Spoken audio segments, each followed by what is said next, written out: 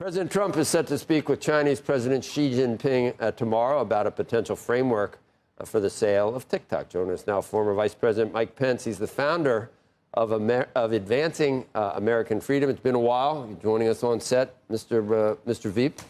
It's good to have you here. Thanks, guys. Thanks for having me back. We'll get this on, covering like it's S&P. Usually it's me in a chart. It's you on a chart. All right. Well, we've got a living, breathing vice president here, which is good. So we will get into some other things eventually. But off camera, you were just talking about you've met President Xi, spent some time with him. I was kidding. I said, have you looked into his eyes and seen his soul? And referencing, I guess that was W talking about Putin. It was. If you recall.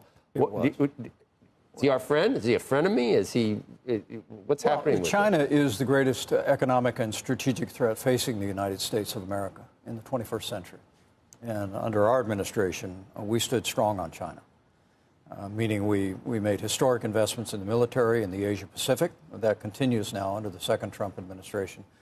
But we also use tariffs to bring China to the table. My hope is, in the president's dialogue with President Xi today, that he makes it clear that we're going to continue to stand firm, stand up to China's trade abuses, intellectual property theft, its military provocations, and TikTok is a very real issue. Under our administration, the CFIUS committee unanimously recommended that TikTok be banned or sold to an American interest because it threatens the privacy and security of the American people. That's still true. Congress, in a broad bipartisan way, passed a measure to achieve that. I think Secretary Bessent and the administration owe the American people some real detail on the framework of the TikTok agreement that's been reached. We just simply can't have China continuing to own or operate any aspect of TikTok in the national interest.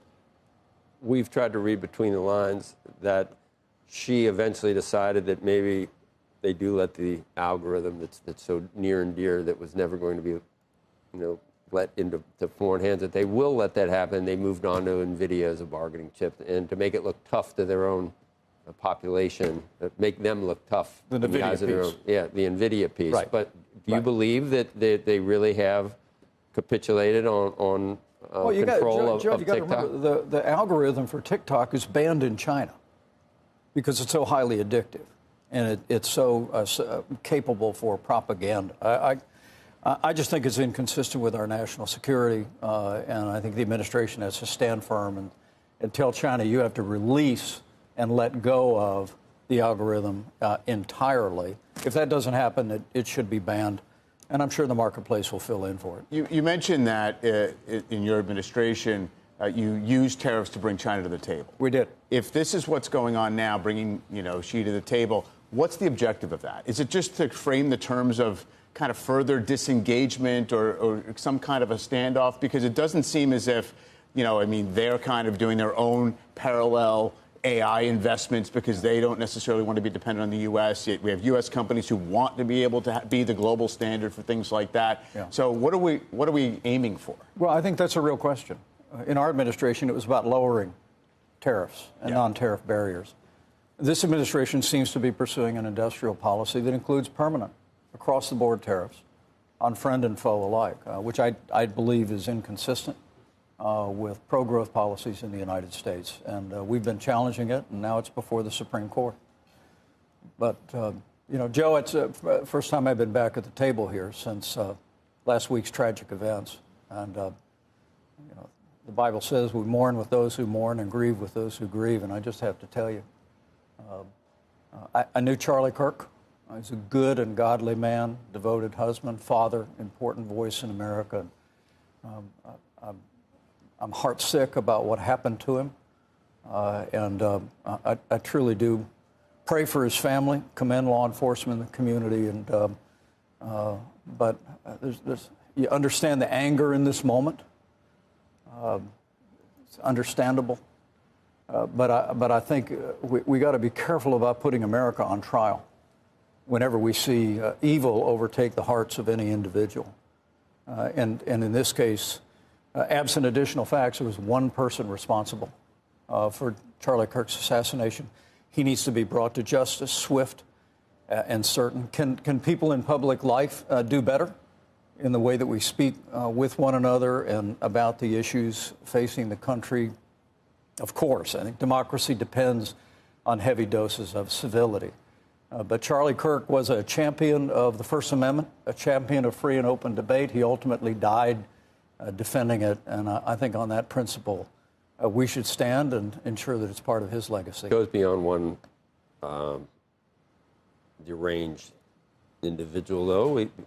This week, and that was last week, this week, I guess prosecutors dropped some charges against Mangione, and there were more than one person outside that courtroom cheering that decision. And we, I don't know, it was United Healthcare, but the outrage when that happened, and for people that were celebrating it, it wasn't sufficient, obviously, to let people know this is unacceptable. And that let... Well, Joe, you're absolutely right. Political violence should be universally condemned. And while we've seen it in both directions, I remember the congressional baseball game, a man inspired by what he saw on another network, and follower Bernie Sanders, the Mangione who attacked a healthcare executive, ridden, I guess, Minnesota leftist, and then he attacked the assassination attempts on President Trump. And Charlie Kirk's heinous assassination.